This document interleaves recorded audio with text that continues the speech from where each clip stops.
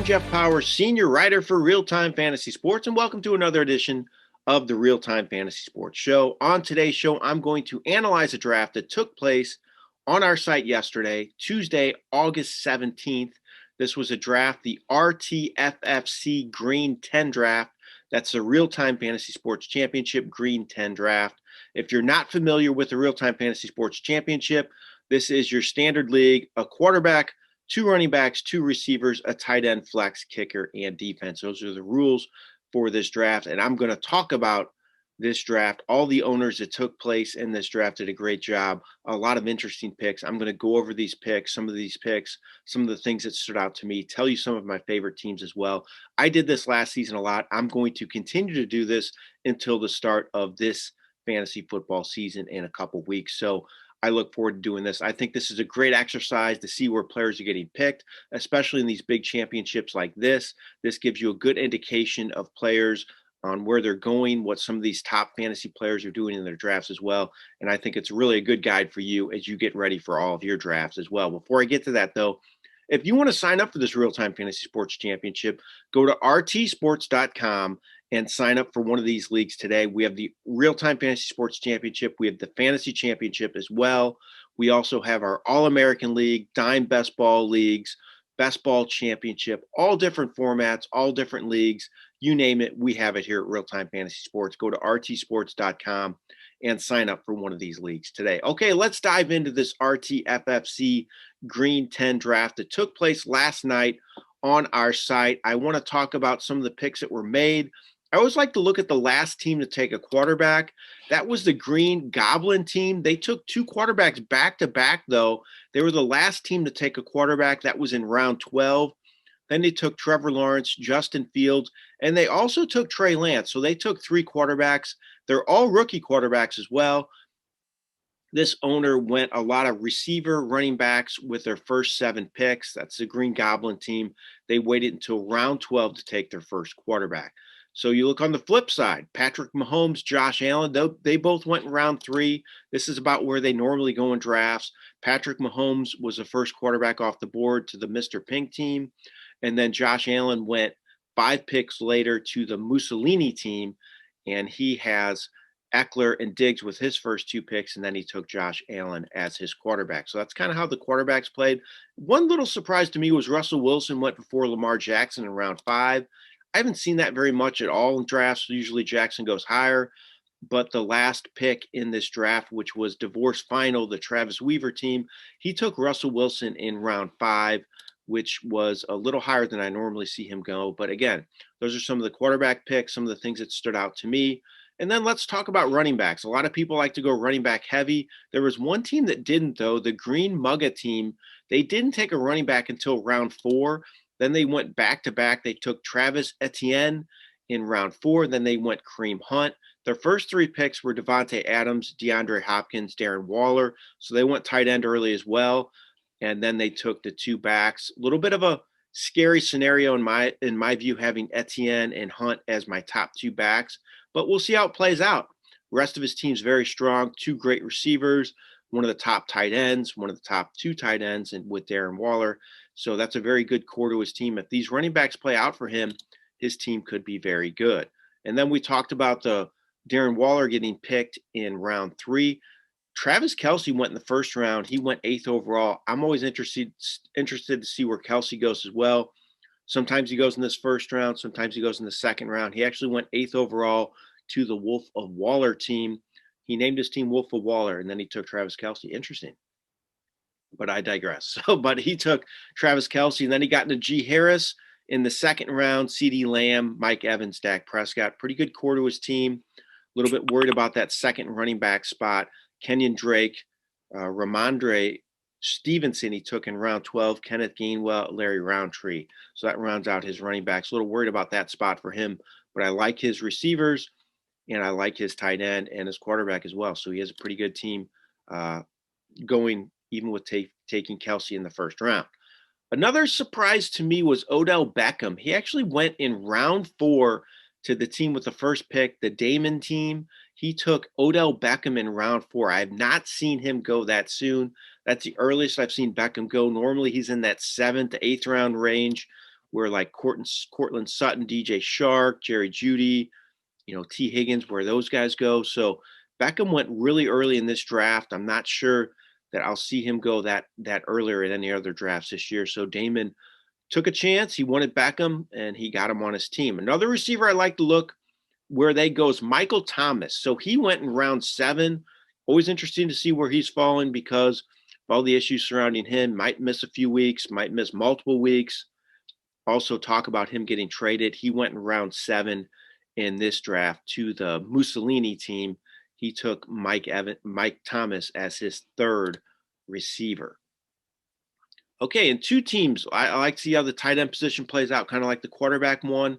So 2 teams, they actually took 3 tight ends, little unusual in a non-best ball format, but that was the case with the fantasy player team, the Ranger 3 team. He didn't put his name in there. It says fantasy player.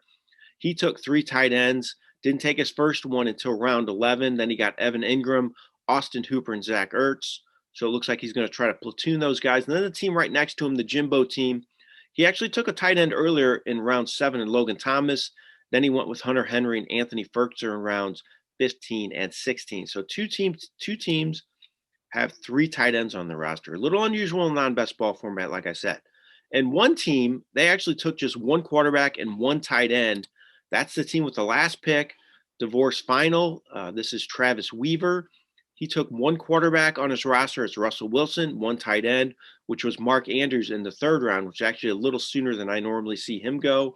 But he went with Andrews again, picking on that wheel's kind of tough for these owners, seeing where guys are going to fall, like with this quarterback and tight end spot. So he wanted to get a solid number 1 tight end, got him with Mark Andrews. But he only has 1 tight end, 1 quarterback on his roster, really loaded up on the running backs and receivers on his team. Let's talk about the first kicker. First kicker goes in round 11. That was to the Jimbo team. He took Justin Tucker in round 11. He also was the first team to take a defense. Wanted to look at that one next, and that went in round 12.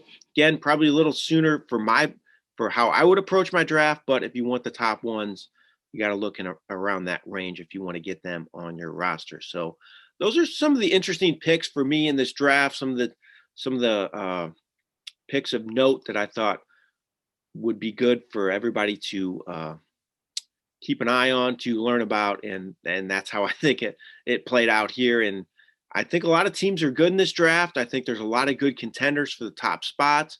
I'm going to tell you my top 3, though, my favorite teams. These are in no particular order, but these are my 3 favorite teams in this draft. First one's the Birdman team. I think he did really well. He drafted out of the 10 spot. He took Saquon Barkley. Again, I know there's some concern with Barkley, but his ceiling's super high. Took Barkley there. Then he's got Antonio Gibson in the 2nd round. I think that's a great pick, great value. Seen him go a lot of times in the end of the 1st round. So he got Barkley, Gibson. Then he got Robert Woods, Mike Davis, Julio Jones, TJ Hawkinson. I really love those starters for him. 2 good receivers. And I like what he did with his receiver depth as well. Got Devontae Smith, Laviska Shenault, Russell Gage, Amon-Ra St. Brown, guy I like late in drafts as well. Took a chance on him. Tyrell Williams too.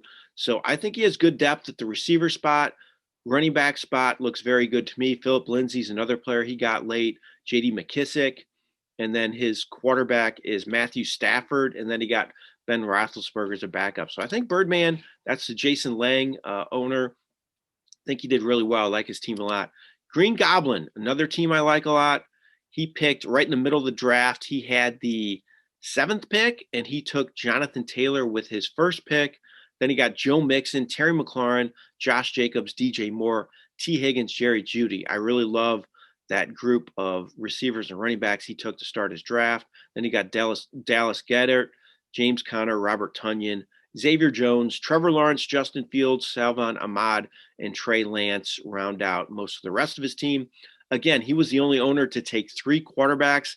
He may have a bit of a juggling act with these 3 guys, but definitely have a lot of potential. And I think if he can figure out which quarterback to start on a weekly basis, I think his team's going to be really good. Green Goblin team, great group of receivers and running backs. I think he did really well in this draft. Should be a top contender. My last team that I like a lot in this draft, rounded out my 3 top favorite teams, is the Mr. Pink team. This is Eric Hilligberg. Hilligsberg. I apologize, Eric, if I mispronounced your name, but I like his draft. He drafted out of the 5th spot, got Derrick Henry. Well, I'm probably not as high on him as some fantasy experts out there, but still, Derrick Henry, can't go wrong with him. Got Derrick Henry, then Clyde Edwards-Helaire, Patrick Mahomes, Chris Godwin, Deontay Johnson, Trey Sermon, Raheem Mostert, Jarvis Landry, Tyler Higbee, Marvin Jones, Naheem Hines, Henry Ruggs, Gio Bernard, Gerald Everett. Those are the top picks for his team. I really like his core of running backs. He sewed up the 49er running back situation, took Sermon and Mostert back-to-back picks, has 2 really good starters in Henry and Edwards-Helaire. Waited on receiver a bit because he took Mahomes in the 3rd round, but I don't think it bit him because he still got Chris Godwin, Deontay Johnson, Jarvis Landry, Marvin Jones, and Henry Ruggs. So I think really good team, Mr. Pink. He has the top quarterback in the league, a top 5 running back, and a really good receiver core as well, despite waiting on it. He has a lot of good options to platoon on a weekly basis. So that's the RTFFC Green 10 draft. A lot of great owners in this draft. Did a great job. A lot of interesting picks. You can get in one of these leagues. Say again, go to rtsports.com if you want to get in the Real-Time Fantasy Sports Championship. Also, we have several other options on our site. You can get in our All-American leagues for just $30. You can do our Dime Best Ball leagues, our Best Ball Championship. Anything you want to do, you can do here at Real-Time Fantasy Sports. And I look forward to bringing you more of these analysis drafts going forward. It's a lot of fun, and it's a great tool for everybody to get ready for their fantasy season. So this has been Jeff Paur for Real-Time Fantasy Sports. I look forward to talking to you again about one of these drafts in the coming days. Have a great day, everyone.